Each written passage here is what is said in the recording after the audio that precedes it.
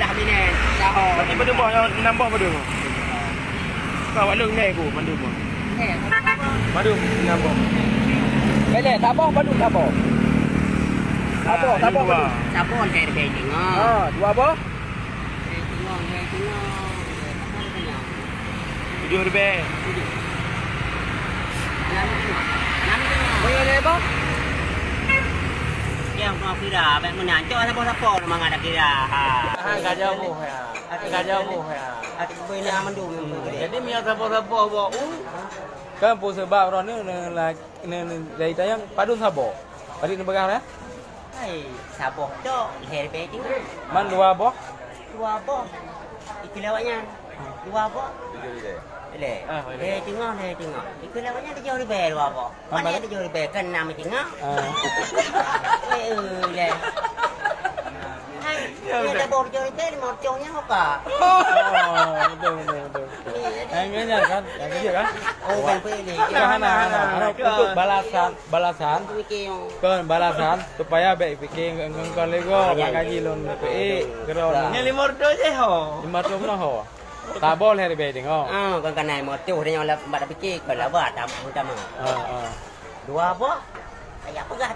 Tujuh lebih. Jika ada yang mau jauh je menyenam itu mancang pada 6 yang mau jauh lah. Kenyan tu. Benar lah kira. Jadi kamu kepo boleh. Yang butuh ron kan viral arti viral kan. Yang butuh nama tipnya leh tengok. Padu long ni. 7 ribu. Yang long kan. 7 ribu. Keliru ku gede-gede. Sabon ribu tengok. 500 tambah 500 ribu. 6 ribu. Jit 7 ribu. Lagi yang juga haji. Lagi yang juga. Berarti dua boh je dah. 7 ribu kau butuh juga 6 tengok.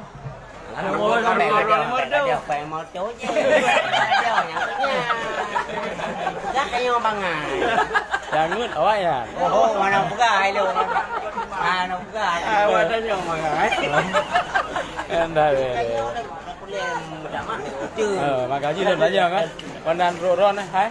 Benan ron aja. Sang Bang Budi udah yang mana ni? Ya udah kampung ron ni. Di mana? Pak buka bohong. Hai lu ngày bohong ku de kali pula sonnya. Ya ket lo. Mati sabok. Aboh ni begah? Buka lu sabok do. He di be tengok. Yang dua aboh? Ku le rung do di na. Jok dua aboh. Jangan ku kira he tengok. Pak Cok tanya ni. Ada apa tanya? Jadi le boleh aboh. Jika awak yang 7 ribu. Padahal? Apa ni 7 ribu kan dah mesti ngah.